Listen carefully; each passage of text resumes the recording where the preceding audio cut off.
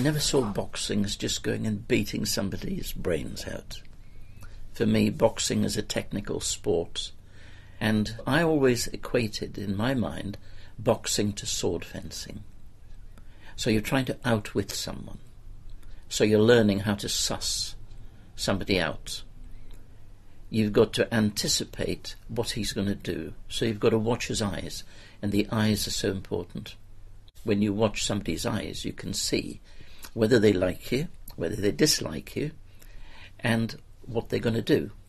How many professions would you have where you have to think about what you're going to do, not just now, but also the next 2 or 3 moves, also try and second guess what the opponent's going to do, and then try and execute it all within a split second?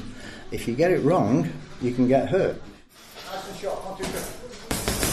Life hasn't changed. People are still dancing around you, and you're still trying to psych them out, and they're trying to psych you out. And they will put some negative things before us to see how we react before they put the positive.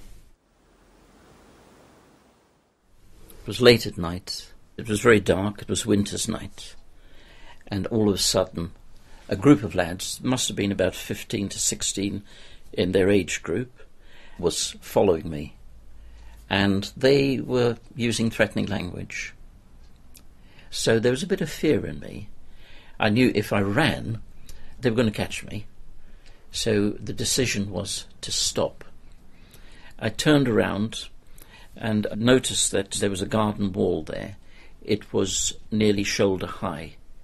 So I wrapped my arms around it and placed my back to the wall, realizing that if they did attack me, I'm not going to go down. I'm going to cling to the wall. So if they hit me, I can at least defend myself with one hand, but cling to the wall to keep myself upright. Because if I went down, then I'd have been vulnerable to be kicked. So they surrounded me with my back to the wall, and as I looked at them, I thought, right, my first thing to do is to divide them. And I just threw out a simple question like, who's the toughest? And as soon as you did that, they started to look at one another. And then I said, how do you kill a dead man? And that mesmerized them. So I thought, right, now I've actually sussed you out. I said, I think you're more afraid of me than I am of you. So I've got to go now.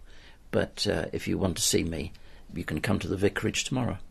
And I left them and walked away. 2 of them landed up working in the fruit market.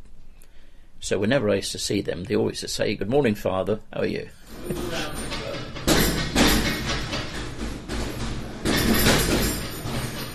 The big thing is how well the fighter works it out for himself. With amateur boxing, it's quite difficult sometimes because a lot of the sussing out, and with it only being 3 rounds, it can be over in a flash. So if they've not worked it out very quickly as to how to adapt, the contest can be over. Don't drop the hand. Love is not passive. Love is very active. And love is absorbing.